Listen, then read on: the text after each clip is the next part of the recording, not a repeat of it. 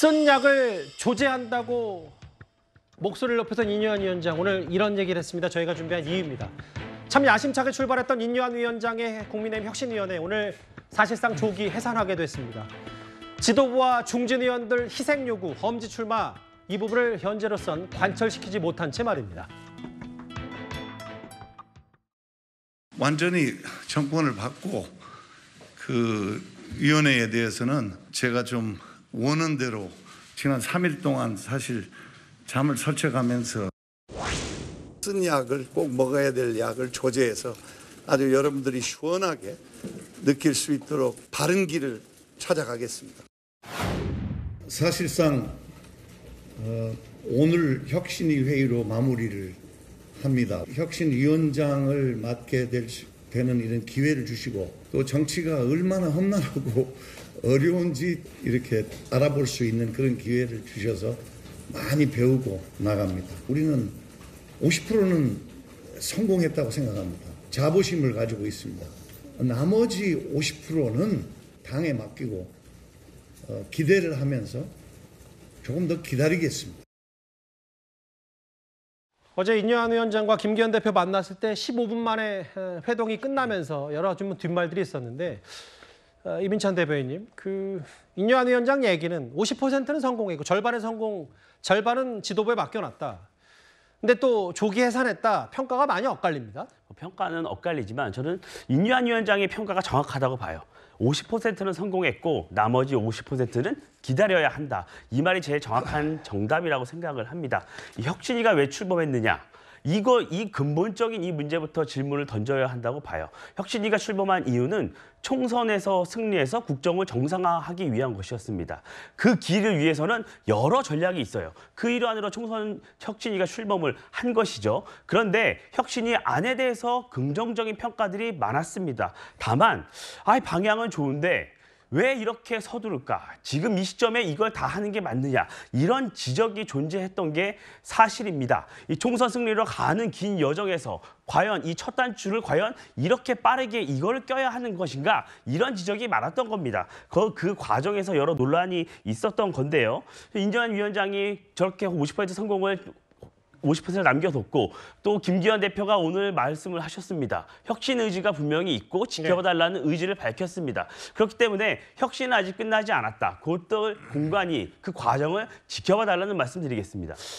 결국 이제 혁신위와 당 지도부의 생각의 차이는 결국 속도의 문제고, 빨리 휘몰아쳐야 혁신 의지가 보이고 그래야 국민들로부터 사랑을 받는다는 게 혁신위였다면, 당사자들은 받아들이는데 시간이 걸리니까 속도 조절해야 된다는 김기현 대표 얘기인데, 근데 이제 일각에서 하는 얘기는 이민찬 부대변인의 말과 반면에 그럼 뭐냐? 김기현 대표 강서구청장 보궐선거 이후에 결국 시간만 끈 셈 아니냐? 뭐 이런 평가도 동시에 나와요. 당연히 그런 얘기가 나올 수밖에 없죠. 뭘 건졌냐는 거예요. 그럼 혁신위는 안을 제대로 잘 냈는데 실제적으로 받아들이는 사람들 입장에서 그걸 거부하고 있잖아요. 그럼 뭘 혁신을 하겠다는 거죠, 대체? 아니, 혁신위에게 정권 주겠다고 김기현 대표 약속 안 하셨나요? 했잖아요. 그럼 정권을 줘야죠. 정권을 줬다고 얘기하고 실제로 그렇게 하라고 얘기하니까 받아들이질 않고, 이러면 국민들이 볼 때 김기현 대표께서 혁신안 출범시키면서 그냥 모면하기 위해서 당시의 어려움과 비판을 모면하기 위한 하나의 수단을 활용한 게 아니냐, 이런 비판이 나올 수밖에 없어요. 혁신이라는 건 원래 아픔이 있는 것이고요. 빠르게 해야 되는 거예요. 이걸 언제 시간 끌고 있습니까, 지금. 본인들이 뭔가 선언을 해야 될 거 아니겠습니까? 혁신이가 하라고 요구하는 것에 대해서 대놓고 아니라고 얘기하고 반대 의견을 내고 이런 얘기를 해버리면, 혁신이가 저는 물론 인요한 위원장은 좋게 평가해서 50% 성공이라고 보는데요. 저는 50% 성공도 아니라고 봐요. 저 혁신안이 얼마나 달성될지는 이제 지켜봐야 되겠지만 제가 볼 때 이렇게 가면 위험해 넘어가요. 어제도 만났으면 최소한 혁신위의 어떤 혁신안에 대해서 적극적으로 받아들이겠다는 말을 해야 되는 거잖아요. 근데 시간을 좀 두고 해야 된다? 시간을 두고 해서 뭘 어떻게 성공을 하겠다는 거죠? 제가 볼 때 국민의 입장에서 봤을 때는요, 인요한 혁신안에 대해서 적극적으로 나서지 않는 이 국민의힘의 그 지도부에 대해서 상당히 큰 비판일 수밖에 없는 상황이다, 이렇게 생각합니다. 오늘 저희 채널A 라디오쇼 정치 시그널에 윤희숙 전 의원이 출연을 해서 이런 말을 했습니다. 한번 들어보겠습니다. 강서 선거에서 참패했어요. 근데 거기에 대해서 가슴 아파하고 나부터 혁신, 이런 사람이 없어요. 친윤, 그다음에 강서 선거를 참패로 이끈 지도부, 그다음에 초기 내각, 초기 참모진 이들 중에서 아무도 희생하려고 하질 않아요. 이건 어떤 느낌이냐면 배 구멍이 나서 배가 지금 침몰을 하는데 조타수 잡고 배를 지휘하던 장교들이 2등실, 3등실에 있는 사람들 그대로 두고 자기들이 지금 구명정 찾아서 움직이고 있는 거예요. 도대체 강서구청장 보궐선거 참패 이후에 뭐가 바뀌었냐? 이러면 총선 필패다. 윤희숙 의원이 여러 쓴소리를 했는데 이현정 의원님, 저와 같이 화면을 좀 보실까요? 오늘 한 일간지 칼럼에 나온 여론조사를 저희가 한번 인용해봤어요. 뭐냐면 대통령의 긍정평가가 문재인 정부, 문재인 대통령 바로 3년 전 총선 직전에 57%였고 이걸 고스란히 대입해보면 당시 얼추 총선 결과와 비슷하다. 그럼 지금 현재로 대입해 볼까요? 다음 화면입니다. 현재 윤 대통령의 지지율 긍정 32. 그럼 뭐 이건 국민의힘과 상관없이 대통령 지지율을 고스란히 대입하면 대략적으로 계산이 서고 아까 예전에 하태경 의원은 뭐 예측컨대 대통령 지지율에 곱하기 3하면 대충 뭐 국민의힘 의석수 나오는 거 아니냐. 그럼 결국은 또 지난 총선처럼 국민의힘의 참패 아니냐. 이런 목소리가 혁신위가 조기 해산하면서 여러 가지 목소리들이 흘러나오는 것 같거든요.